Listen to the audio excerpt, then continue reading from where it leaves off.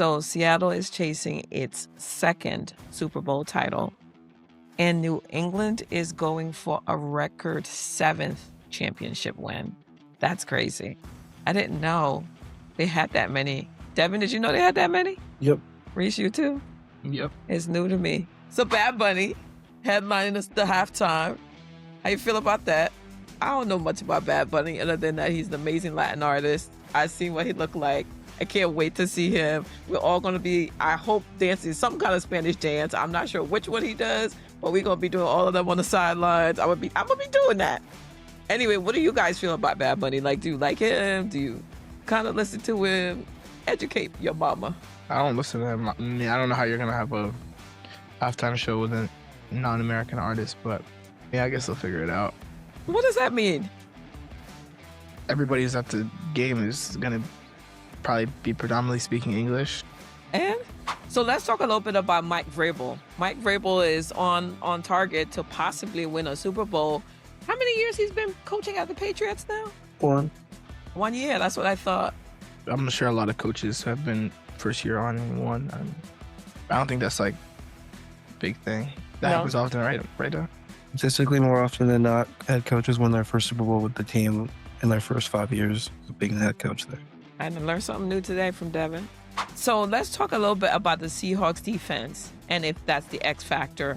What would you say to that? Because I watched the last game and I was like, oh, I didn't know. Well, we're going to come back to Sam Darnold in a second because I think everybody underrated him significantly, and I don't know if people are still doing that. But let's talk about the defense first of the Seahawks. Is it an X factor? Could that win them the championship? I think so. I think they have a really good defense, and it's one that I think will be talked about for years. They're very effective, very efficient, I think, very well coached defensively.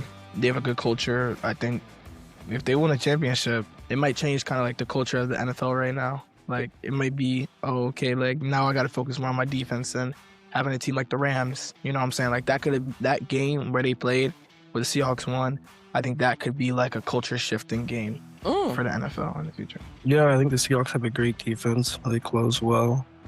They get to the ball very fast. Yeah, they can do it from all three levels. Like, McDonald is getting the best out of those players. I think defense wins championships. I feel like people know that. In regards to roster construction, I think it's definitely possible. The NFL is a copycat league, so. So apparently other teams have the lowest success rate rushing against the Seahawks is 34%. So clearly that old adage of defense wins championships seems like it's a real thing right about now. What about Belichick? Apparently Belichick was not nominated or something for the Hall of Fame this year. Is that because he was running around chasing the girl? I don't know. I say it's because of Spygate. Spygate was pretty much so. Oh, the ball? No, that's Deflategate. From 2001-ish to 2009-ish, the Patriots were filming other teams' practices. Oh. And they got caught doing it. Oh, okay. And I think Belichick got suspended. Oh, okay. And We'll check the facts. Got fined a couple, like a draft pick or two. They got fined $500,000 apparently. And Belichick was responsible for that. But the issue is, if Belichick's not first ballot because of Spygate, that means Brady shouldn't be first ballot because of Deflategate.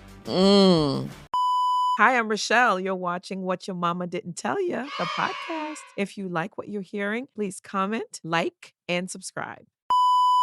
It's a rematch of, what is it, Super Bowl 2015?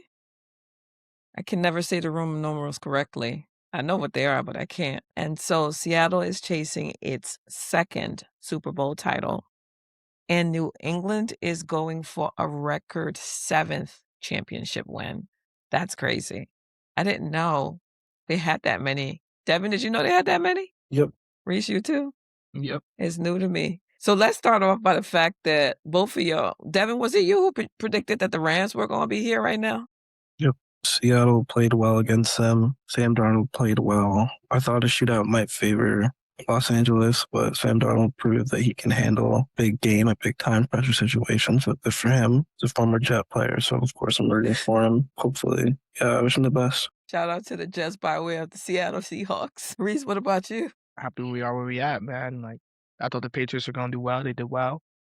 So, I'm excited seeing them where they are. Both teams finished with the exact same record, which I don't know if that happens all the time. 14-3. I don't think it does. So let's talk a little bit about Mike Vrabel. Mike Vrabel is on target to possibly win a Super Bowl.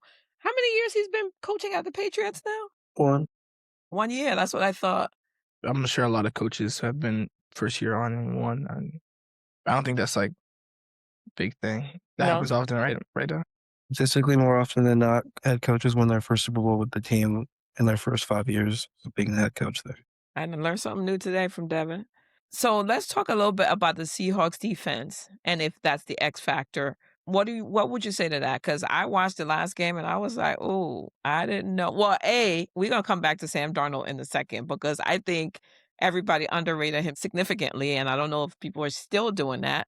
But let's talk about the defense first of the Seahawks. Is it an X factor? Could that win them the championship? I think so. I think they have a really good defense, and it's one that I think will be talked about for years. They're very effective, very efficient. I think very well coached defensively. They have a good culture. I think if they win a championship, it might change kind of like the culture of the NFL right now. Like it might be, oh, okay, like now I got to focus more on my defense and having a team like the Rams. You know what I'm saying? Like that game where they played where the Seahawks won, I think that could be like a culture shifting game for the NFL in the future. Yeah, I think the Seahawks have a great defense. They close well.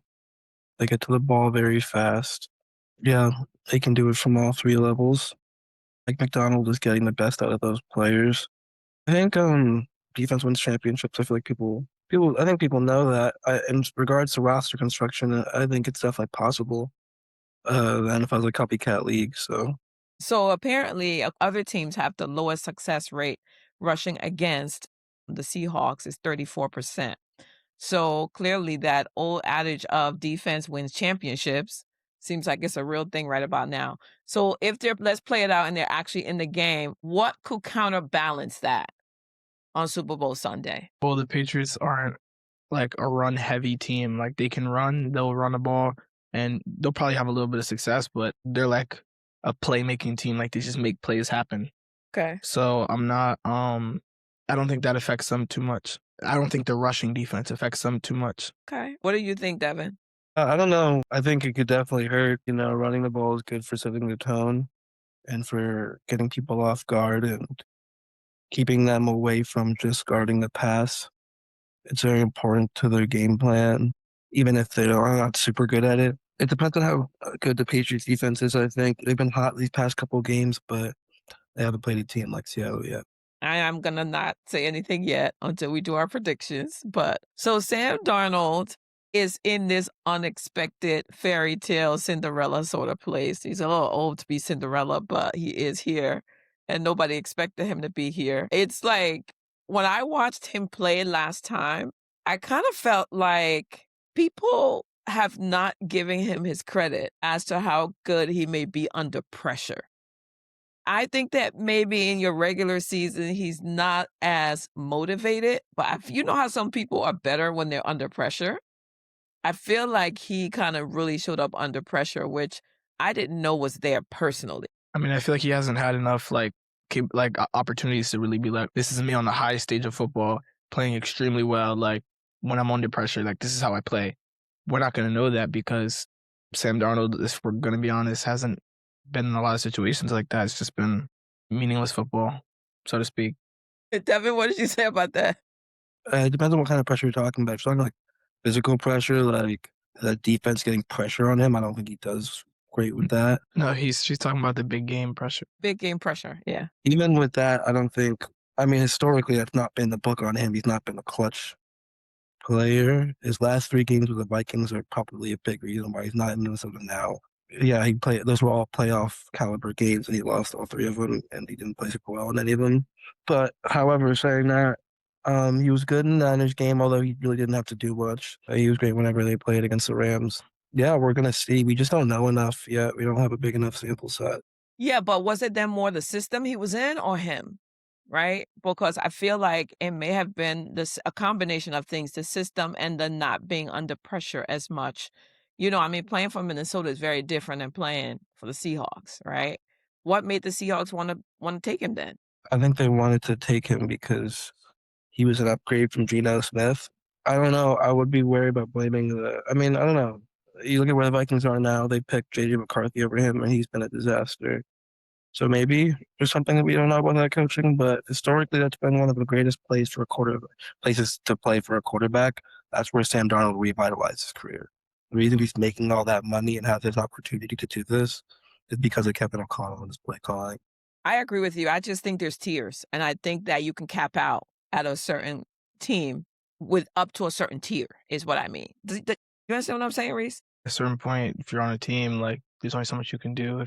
If the system doesn't 100% fit you, or like you kind of outgrow the system, then there's not much you can do to make yourself play better in a system, especially in football. Right. Like system oriented. So how if I'm progressing past the system, right, or in a place where the system just doesn't fit, doesn't mean that you're progressing past it. It's just different. Right. But if it's different, then I can't really. Where else can I go? Exactly. I kind of feel like he may be capped out of the team is what I mean. So Bad Bunny headlining the halftime. How you feel about that? I don't know much about Bad Bunny other than that he's an amazing Latin artist. I've seen what he looked like. I can't wait to see him. We're all going to be, I hope, dancing some kind of Spanish dance. I'm not sure which one he does, but we're going to be doing all of them on the sidelines. I'm gonna be doing that. Anyway, what do you guys feel about Bad Bunny? Like, do you like him? Do you kind of listen to him? Educate your mama. I don't listen to him. I mean, I don't know how you're going to have a halftime show with a non-American artist, but yeah, I guess they'll figure it out. What does that mean? Everybody's at the game is going to probably be predominantly speaking English. And? So what? No, nothing. I mean, it's You cool. don't listen to Spanish music? I listen to a bunch of Spanish music. Do you know what it's saying? Yeah, I know what they're saying. Oh, well, you know a lot of Spanish. That's true. Most people don't know as much Spanish. As you do, yes. Yeah, okay. Okay, so this is a whole nother conversation. Sorry, we just going left for a second. You can get like two people in the culture without having to speak English. I mean, I feel like that's not. No, you can, but I'm just saying, like, the people who are going to be watching the game are going to be like, "Oh, this is a bad half." Well, they say that every year. So they say that every year. That don't mean nothing. But it's Jay-Z who's picking who does it, right? Did Jay-Z pick? He picked him. Why does it feel like he's trying to make political commentary every year? It's not political commentary. Well, if it is, listen. Oh, Lord Jesus, let's go. Devin, what do you think? I think it's good. I think I don't have an issue with a non-American doing it. Like Drake's foreign-born, Shakira's foreign-born. Those were, I guess Drake did a halftime show, and I mean Drake has his own issues, but like Shakira did a halftime show, and it was good. Yeah, there's nothing wrong with him not being American. I'm just saying Shakira makes predominantly Spanish music. I feel like I think she makes more Spanish music than she does English music. I'm sure Bad Bunny's gonna have that wasn't really my main grievance. What is your main grievance? My main grievance was Jennifer Lopez and Shakira. They did a good job.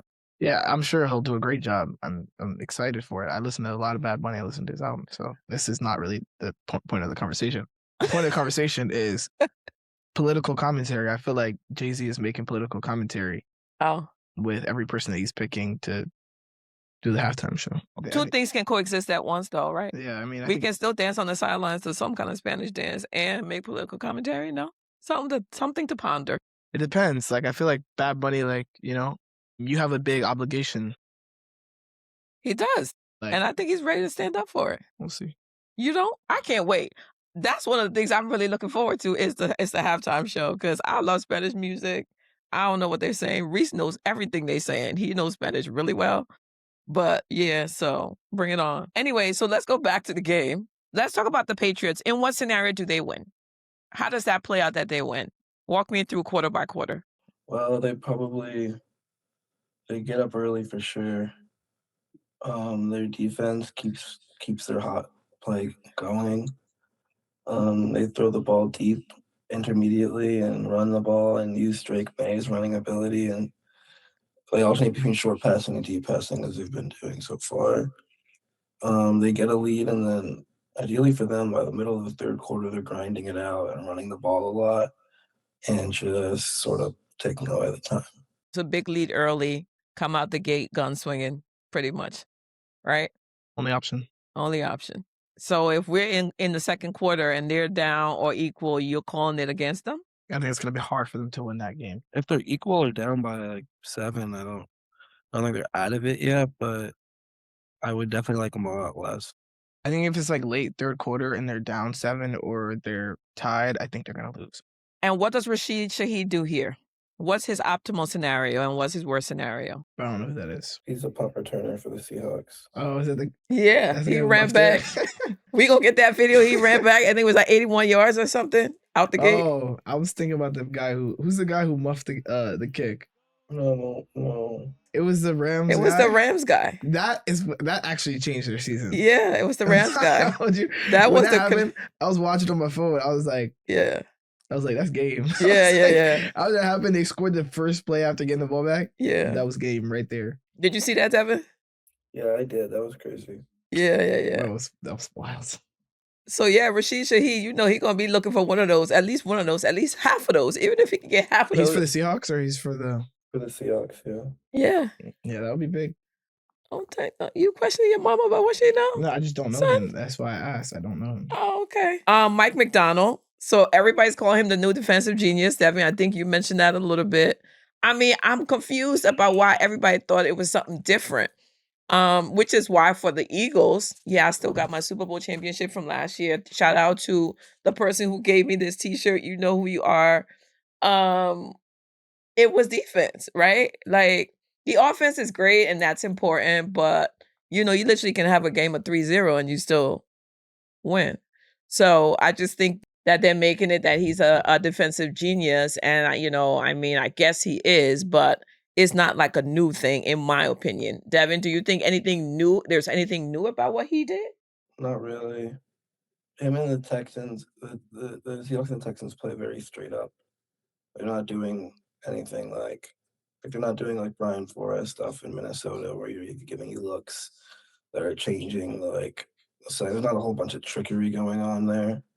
It's mostly just stand up and play. I think they play a good deal of man, but they can also switch to zone. They just close really well and tackle really well, and they always seem like a step ahead. The play calling is just really good, I think. So did you have any other players right now in the Super Bowl in your fantasy? What do you mean? Are any of the players or the defense or anything in your fantasy? I had the running back for the Patriots. Who was that? Ramondre. Ramondre. Ramondre at some point, and then I think that's it. Devin, what about you? Nobody special on either of those teams. I don't think so. Whoever drafted Jackson Smith and Jigba, that was a good pick for them. I think that was Uncle Kojo, no? You stole my players. Just going back to that episode, he stole my players and still didn't win. You didn't either. I didn't win either, but I didn't steal nobody players. So let's talk about Drake Maye, okay? Devin, I know you are the Drake Maye man because you've been saying his name since the get-go. I think we did a Maye versus Allen episode or something like that. And I did argue that experience was going to win the day. I must say I'm wrong in this situation, so I'm going to just eat it right now. Let's talk about why you were so into Drake Maye from the get-go, because you were right about that. You said some stuff about him. Yeah, I think he showed a lot last year. I think, he's got good arm talent. He can make all the throws. His accuracy is really, really good. It's probably his biggest strength. Very accurate on the deep ball. Great on the short stuff. Got great athleticism. He can really move. He's got everything you want out of a quarterback, and he seems like a humble, down-to-earth guy. Like a young A-Rod. Yeah, he plays a lot like him, to be honest. I see a lot of the same traits in him that I see in Cam Moore. So I think Cam Moore can also be good next year. I think it's all about coaching. Yeah, right. That is well. I don't know what the Titans player, progressing. They got Robert Saleh. Okay, yeah. So hopefully everything goes well with that. But I think Drake Maye MVP and championship in the rookie year, or second year. That would be bananas. That'd be cool. It's his second year, right?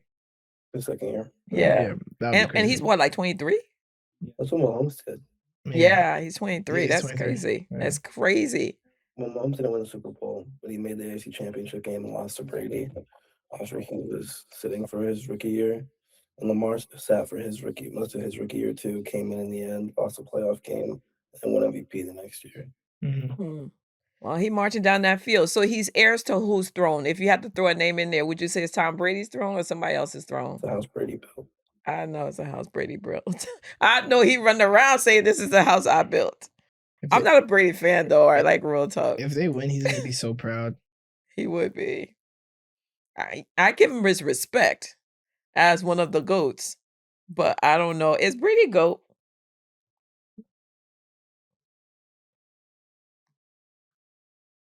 Ten hours later. Devin, I'm talking to you, Devin. We're not actually answering that question, are we? Yes, he's obviously. I know you would say that. That's a little bit of just shade from Mama. I'm just throwing shade. I appreciate it. What, Reese? What was you gonna say? I just thought me and Devin were conjoined in silence. I didn't think that we were gonna. I didn't think we were gonna bail her out for that one. But I know y'all wasn't gonna bail me out. That's gonna make for some great promo, but yeah. So, what about Belichick? Apparently, Belichick was not nominated or something for the Hall of Fame this year. Is that because he was running around chasing the girl? I don't know. He was nominated. He didn't get in. I say it's because of Spygate. Spygate was pretty much so. Oh, the ball? No, that's Deflategate. From 2000, I think 1-ish to 2009-ish. The Patriots were filming other teams' practices. Oh. And they got caught doing it. Oh, okay. And I think Belichick got suspended.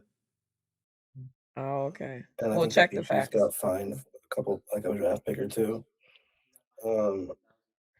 They got fined $500,000 apparently. Yeah. And Belichick was responsible for that. But the issue is, if Belichick's not first ballot because of Spygate, that means Brady shouldn't be first ballot because of Deflategate. That's put some respect on that. Say that again. If Belichick's not first ballot because of Spygate, it means that Brady shouldn't be first ballot because of Deflategate. Oh, is that that's when he deflated the ball? Yeah. When they were playing with deflated balls. Wait, what happened to him after that? Like what? He was suspended for 4 games. Yeah. I don't know, maybe 1 game. Somewhere between 1 and 4 games. What your mama said, don't do questionable things and think you can make it to the Hall of Fame? He had to go to court for it. What? Are you serious? Look it up. Okay, we're going to look that up. We're going to have those facts in here. I did not know all that. That's good. So do you think he will ever get in, or does that exclude him? And that's a great point, Devin, that you made about, well, I mean, how about Brady then? But we know Brady going to get in by hook or by crook. But does that exclude him forever? Is he just being shunned? Like, what's really going on? Yeah, they're just making him wait. Okay. The media just doesn't like him, so they didn't want to put him first ballot, and they did whatever reason they could. Got it. They probably want him to start running around out of Airbnbs too, running with no clothes on. No, well, not no clothes. My bad. Running with his being shirtless in the winter. Anyway, moving right along. Do you think the Patriots franchise is going to be the same under Vrabel as it was under Belichick, or do you see the market difference, right, between the type of coaching that's happening?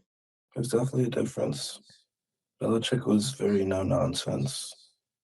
He didn't really like the media. He was Bell. Vrabel's not trying to be Bell, and nobody should be. He's just being Vrabel, and he's empowering his players, and he's coaching his own way, and it's working. Yeah, no, it definitely is. I guess maybe he's a man of the times, which is good. It is important to kind of, revamp yourself as a franchise. I gotta say, oh gosh, it's gonna be a tough Super Bowl for me to watch, real talk, because I am not a fan of the Patriots, but they are here. I kind of like the Seahawks. We'll talk about picks in a little bit. Actually, let's just do that now. Reese, who are you picking for the Super Bowl and why? If I pick the Patriots, when I go back to school, my life won't be too great. If I don't pick the Patriots, and they lose, I still don't think my life's going to be too great. So, I'm just gonna pick the Patriots. Oh, well, we know your life ain't gonna be great for sure. Yep. Why? Because I go to school in England. Okay. Well, I guess that's a reason. I should probably pick the Seahawks. They've been better in the postseason, and they've kind of been better throughout the regular season. But I think I'm going to pick the Patriots. I think whatever the NFL has to do to have the Patriots win a Super Bowl will happen. I don't know. Seahawks avenging a title loss would be cinematic, too. They would make Sam Darnold the face of reclamation projects. I can't tell which narrative is stronger.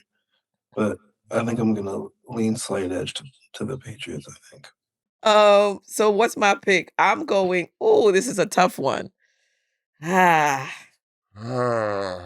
going with the Seahawks because I do believe defense wins championships. I do believe that Darnold, this is his one opportunity to show up and show out, and he just gonna have to make it happen.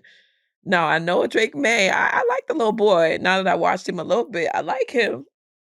I ain't gonna be mad if he wins for him, but I'm just not a Patriots fan franchise person. So I'm going Seahawks, and I'm hoping they do that because I believe that would make for a great game and a kind of butt whooping. Go ahead. I feel like it's wild watching, like really think about what Tom Brady used to do, because like there's a new champion every year. I know. And he won 7. Mm-hmm. He's GOAT. Even though I don't want to say it, he's GOAT. Won 3 in the early 2000s, took a 10-year break, and then won another 3.